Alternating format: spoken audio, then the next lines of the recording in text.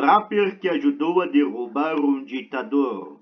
Nascido Ramada Bem Amor, o jovem deu a voz à raiva, frustração e desespero de toda uma geração.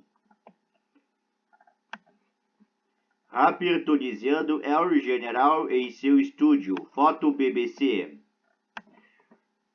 O rapper tunisiano El General tinha apenas 21 anos quando seu vídeo Raiz Lebrard, o Mr. Presidente, viralizou no final de 2010. De pé em um beco escuro e cheio de esgoto com pichações por todo lado, ele atacou então o ditador do país, Zine al-Abidine Ben Ali, de uma maneira que ninguém ousara antes. Nascido Ramada Bem Amor, o jovem deu a voz à raiva, frustração e desespero de toda uma geração. Sabia que haveria consequências, o que me assustou devido à minha pouca idade. Percebi o perigo do que havia feito, disse ele à BBC em seu estudo na cidade costeira de Sfax, na Tunísia. El General estava rapidamente se tornando famoso, mas com o boné de beisebol puxado para baixo na testa, poucos sabiam suas verdadeiras identidades. No entanto, à medida que manifestantes passaram a cantar gritando sua música em todo o país, sua identidade acabou sendo descoberta e ele foi preso. Achei que era o fim, sabe? Porque naquela época, se você entrava no Ministério do Interior, não saía mais. Felizmente, talvez surpreendentemente, El General foi libertado depois de alguns dias. A essa altura, sua canção não era apenas o hino revolucionário da Tunísia, mas também o grito de guerra para manifestantes para a democracia em todo o Oriente Médio, das ruas do Egito aos mercados de rua do Bahrein. O rosto de El General estampou a primeira página da revista americana Time, que o listou entre 100 pessoas mais influentes do mundo. El General agora é casado e mora com sua família em um subúrbio de luxo em Sfax. Foto reprodução. Em meados de janeiro de 2011, Ben Ali havia fugido do país. El General e todos aqueles que saíram às ruas no que ficou conhecido como a Revolução de Jasmine haviam vencido. Infelizmente, a democracia foi uma grande decepção para muitos na Tunísia, embora tenha sobrevivido lá, ao contrário de outros países que foram varridos pela chamada Primavera Árabe. Sucessivos governos poucos fizeram para melhorar a situação da maioria dos tunisianos. A maioria dos políticos passou a ser vista como mais interessado em disputas inúteis e em sua própria importância do que resgatar uma economia em queda livre. A democracia logo foi vista por muitos como sinônimo de anarquia, inércia política e colapso da lei e da ordem. Tudo isso levou à vitória esmagadora de Kais Saied nas eleições presidenciais de 2019. O ex-professor de direito prometeu resgatar o país do caos político e econômico. O que se seguiu é descrito por seus críticos como semelhante a um golpe. Depois de suceder o parlamento em julho de 2021, o presidente populista passou a atribuir poderes a si mesmo para governar por decreto.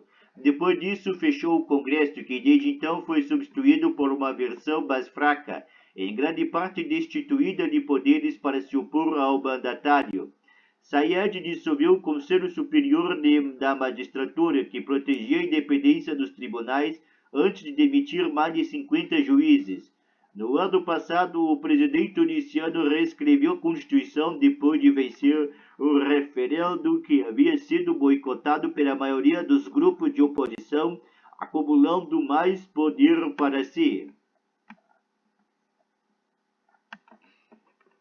Seguiu-se a isso a prisão de dezenas de pessoas que se opuseram a ele, de políticos, advogados e jornalistas, acadêmicos e ativistas. A sensação, segundo El General, é que os dias de medo e repressão estão voltando.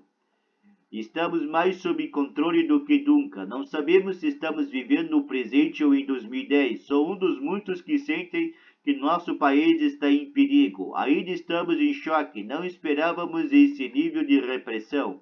Embora Saied tenha sido amplamente eficaz em suprimir a dissidência, ele teve muito menos sucesso em manter a inflação sob controle. A escalada de preços está afetando até mesmo tunisiano e classe média e há uma grave escassez de alimentos básicos como arroz, açúcar e óleo. Tudo isso, lamentou um vendedor no mercado, está forçando algumas pessoas a buscar comida do lixo. Kais Saied era um professor tímido que se tornou presidente. Foto Jet Imagens via BBC.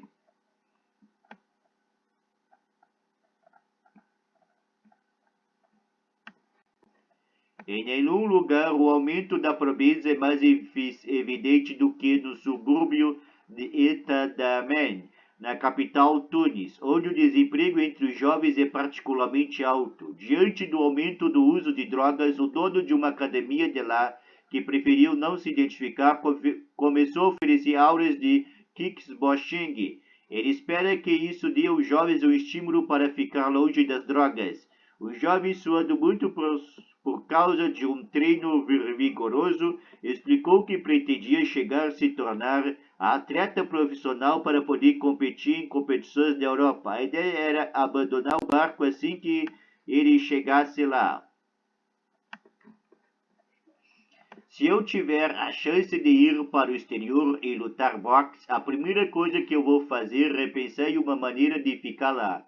Não posso mentir, se eu encontrar uma maneira de fazer isso, não voltarei. Infelizmente para ele, o dono da academia revelou mais tarde que as autoridades do esporte ficaram sabendo de tais planos. Ele disse que agora os agentes do governo estão confiscando os passaportes dos tunisianos que competem no exterior e o escutando o tempo todo enquanto participam de competição. Milhares de outros tunisianos desesperados estão se juntando ao número crescente de imigrantes da África subsaariana da tentativa de chegar à Europa em pequenos barcos improvisados. Infelizmente, muitos não conseguem.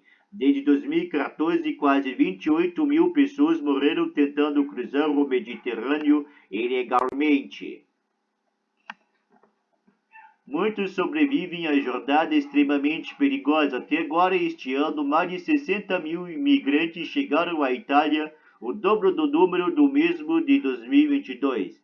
À medida que os números crescem, aumenta também a determinação da União Europeia em impedi-los de chegar. Isso está provando ser um grande ganho para o líder tunisiano. Apesar de ter dito no início deste ano que não estava disposto a atuar como guarda de fronteira na Europa, no início desta semana, Saied aceitou cerca de 118 milhões de dólares ou 600 milhões de reais da União Europeia para ajudar a combater o tráfico de pessoas na Tunísia. Outros 1 bilhão de dólares ou 5 bilhões de reais estão sendo oferecidos pela União Europeia para investimento na Tunísia. A liberação de tal montante, porém, depende de Saied concordar com os termos de um pacote de resgate de 2 bilhões de dólares ou 10 bilhões de reais do Fundo Monetário Internacional FMI. Até agora, ele se recusou a fazer isso. O acordo com o FMI exige que a Tunísia corte subsídios caros e diminui a inchada folha de pagamento do governo, que Saied sabe que será altamente popular e pode até levar o outro levante, desta vez contra ele. Por enquanto, pelo menos, Saied continua surpreendentemente popular, embora haja um número crescente de pessoas que estão profundamente preocupadas com a direção que ele está tomando o país, de discursos incendiários sobre migrantes e prisão de seus oponentes políticos ao enfraquecimento deliberado do parlamento e do judiciário.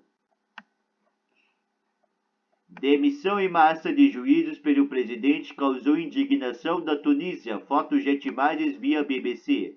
Uma dessas pessoas é El General, embora os tempos sejam outros. Dentre o enorme sucesso de seu hino de revolta, ele se casou e passou a ter uma vida mais tranquila para criar sua família. É o general, outrora famoso por seus rapes incendiários, agora mora em uma mansão imponente em um dos subúrbios luxuosos de Sfax. Tendo vista seu país ser vítima de uma repressão crescente novamente, ele diz que sentiu compelido a voltar a compor e insiste que as letras de seu último álbum incluem críticas a Sayed, embora desta vez certamente não seja um rap revolucionário. Parece que El General se contenta em deixar essa luta para uma nova geração de rappers que talvez tenha um pouco menos de a perder. El General sempre será El General, mas talvez haja alguém que agora seja mais revolucionário do que eu. Como no futebol, por exemplo, dizemos que Lionel Messi é o melhor dos melhores, e talvez em alguns anos haverá alguém jogando futebol melhor do que ele.